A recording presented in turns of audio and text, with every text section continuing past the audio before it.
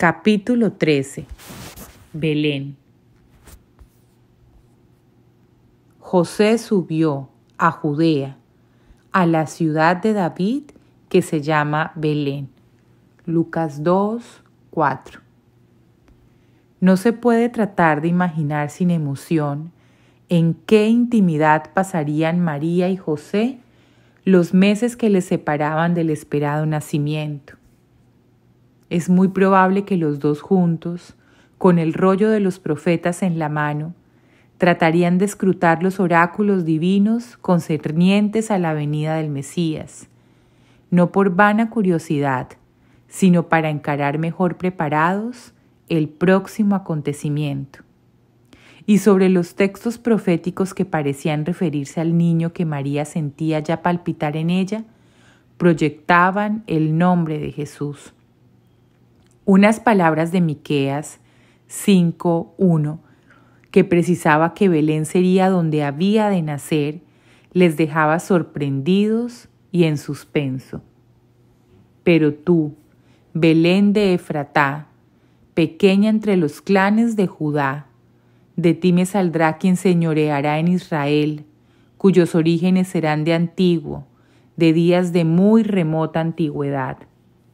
Miqueas, ciertamente, no había podido equivocarse, pero ellos se preguntaban cómo era Belén el lugar designado y no Nazaret. Y he aquí que una mañana, un pregonero que recorre el pueblo haciendo sonar un cuerno, anuncia que el emperador Augusto acaba de ordenar que se haga un nuevo censo de sus súbditos. Así pues, según la costumbre, ya que la organización del Estado judío reposaba sobre la división de los ciudadanos en tribus, razas y familias, deberían inscribirse no en el lugar de su nacimiento o en su domicilio actual, sino en aquel del cual su familia era oriunda, donde se conservaban los registros civiles de sus antepasados. Es probable que este edicto de Augusto tuviera una intención vejatoria. El emperador quiere contar a los hijos de Israel como se cuentan las cabezas de ganado, comentarían los judíos, y tal vez hubiera manifestaciones de cólera y de indignación. En cuanto a María y José, lejos de pensar en discutir los decretos de una autoridad a la que Dios había permitido que estuviesen sometidos, escucharían con el corazón palpitante la proclamación de la ordenanza imperial. ¿Acaso no era de Belén su antepasado David? Tendrían pues que inscribirse en el censo en aquella ciudad, donde debía cumplirse providencialmente la profecía de Miqueas, porque también María debería trasladarse a Belén, bien por ser hija única, heredera de sus padres, bien porque la obligación de presentarse personalmente se extendiese a las mujeres que de los 12 a los 60 años estaban sometidas al impuesto. Así pues, hicieron sus preparativos de viaje y se pusieron en camino. Es probable que José tuviese un asno que utilizaría para buscar madera y llevarla a su taller.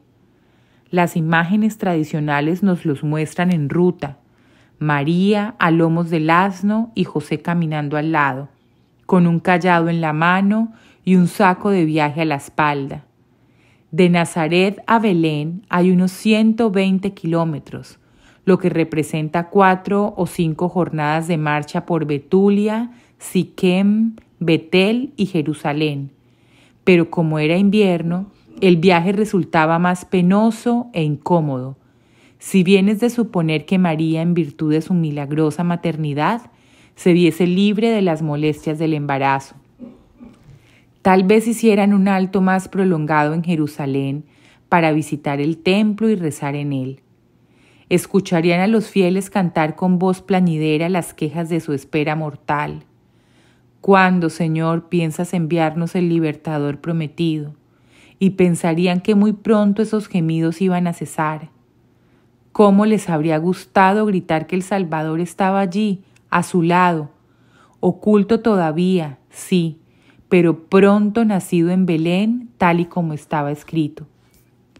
El último día de marcha, los dos viajeros divisaron Belén sobre su redondeada colina, en medio de viñas y de huertos opulentos que le habían valido el título de Efratá, la fructuosa, la fértil, y enseguida pensarían en su tatarabuelo David, que había vivido allí, y en su descendiente, que allí también había de nacer.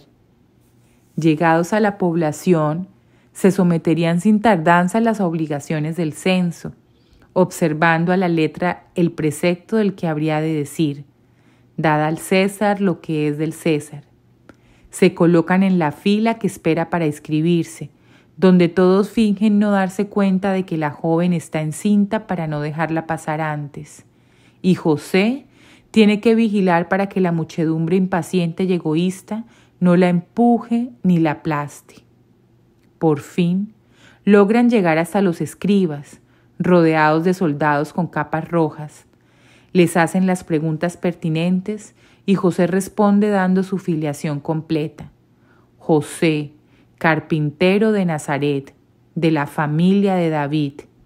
Mi mujer, María, de la misma familia. Quienes les oyen y les ven exhibir sus pergaminos, los miran con curiosidad, preguntándose cómo los descendientes de un linaje tan noble pueden tener tan humilde apariencia. El escriba, por su parte, deseando terminar de una vez, registra los datos con indiferencia, sin sospechar en absoluto que a causa de esta pobre pareja el mundo se ha puesto en movimiento para que se cumplan las profecías. José hace sin murmurar el juramento de fidelidad y paga el tributo. Luego se pone a buscar alojamiento, lo que resulta muy difícil, pues la ciudad está llena de gente venida para el censo. Abriéndose camino en medio de la turba de viajeros, se dirige a la hospedería y pregunta al posadero cortésmente si le queda algún lugar para pasar la noche. No es exigente. Si estuviera solo, ni le molestaría. Se contentaría con cualquier rincón, pero le acompaña su joven esposa que espera a un niño de un momento a otro y necesita una habitación independiente y tranquila. El posadero, con aire altivo, mira de hito en hito a los dos viajeros, que esperan con timidez una respuesta. Se da cuenta de que se trata de pobres gentes y piensa que no podrán pagarle mucho. Así pues, dice a José, que lo siente en el alma, pero que su casa está llena a rebosar. José, con el corazón angustiado, continúa preguntando, acompañado de María. Camina por las calles llamando a todas las puertas, pero nadie le hace caso. Lejos de apiadarse, las gentes le rechazaban a causa del embarazo de María. Nadie quiere cargar con las molestias de un posible alumbramiento. Es conocido el célebre cuadro de Luc Olivier Merson. Es de noche y José está en el umbral de una puerta a la que acaba de llamar. En el marco de una ventana aparece alguien que le intima seguir su camino. Mientras tanto, María, arrodillada en plena calle, vuelve la cabeza como pidiendo al niño que va a nacer que perdone a los hombres que se niegan a recibirlo. María y José no se quejan, saben excusar a todos, más bien se lamentan de ser inoportunos. Alguien por fin les indica un refugio, una especie de cueva horadada en la roca, semejante a tantas otras de las montañas calcáreas de Judea, que se utiliza como establo y como refugio de mendigos.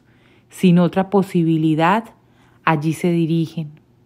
Era, en verdad, un lugar miserable, oscuro y mal ventilado.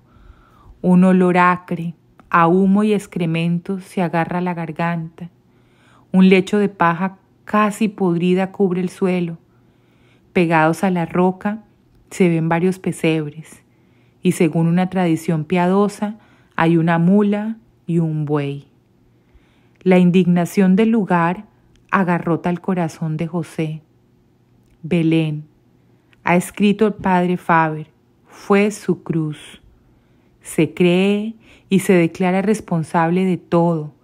Se acusa ante Dios y ante su esposa, pero María le consuela y le reconforta. Le dice que el misterio de estas deplorables humillaciones responde a un designio providencial del Señor. Conviene que Dios, al venir a liberar a los hombres de sus pecados, comience por darles ejemplo de desprendimiento. Le invita pues a arrodillarse y a repetir juntos el Magnificat, ese himno de acción de gracias que tiene siempre en los labios.